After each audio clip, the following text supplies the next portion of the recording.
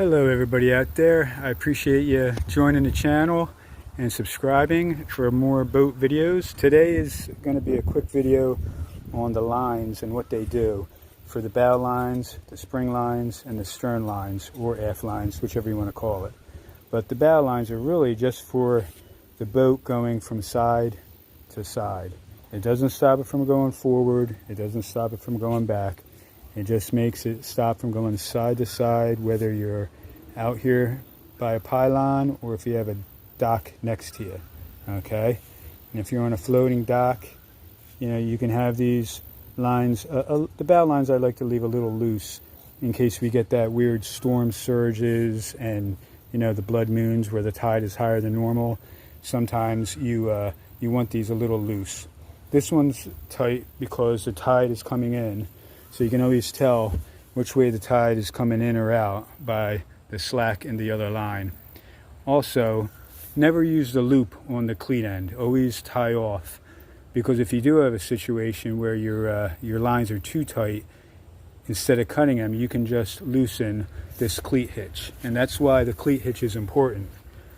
It allows you to undo the line under load. And that's the right way to do it. You go over, you go around the cleat, and then you just tuck it underneath. I know this is kind of hard with one hand. I don't have my photographer with me, and you push it down. That makes it a lot easier to unload the line when you have to let it out under stress. And also, I do the cinnamon roll, because if you do have a situation and these lines are wrapped around the cleat, you know, it takes time to take that off. And this just saves time. It lets people know that, you know, how your lines are set up, and it's very easy to take off and put on that way. Also, what I like to do is my anchor chain. My windlass, this one doesn't, the chain is too big for this type of windlass, so I have to get a new chain and a new anchor line. So what I do is I keep it out, ready to go, and I can just throw this loop, this loop here, I can just throw that right on the cleat, either one, when I'm out at anchor if an emergency happens. So everything's kind of ready to go, you know, and when your engines die, you want to throw your anchor really fast. So that's another thing to think about. Coming down here, this is your spring line. This is keeping me from going forward. That's the only use of this one. Usually this is tucked under the center, but I'm going to be leaving shortly, so I got it ready to go. And also you can see by how tight the line is that, yep, the tide is coming in, so everything's pushing forward. Okay. And if we go over on the other side of the boat,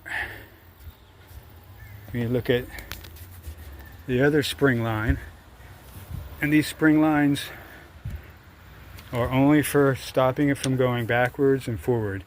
So that one's tied off to the cleat with the loop, and you can see how there's slack in the line. See how there's slack in the line? You know, so the tide's not going out, it's coming in. So that would be outgoing direction, and this is incoming direction for the tide. Same thing with the lines. You want them nice and simple, easy to see. That's why we do the cinnamon roll.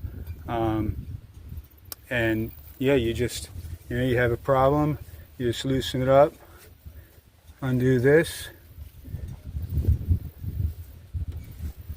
undo it, and then you're ready to go. You know, always tie around the cleat for leverage when you're docking also.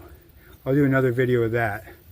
But you never want to wrap completely around like here. You never want to wrap completely around again, because then the rope is going to bite on each other.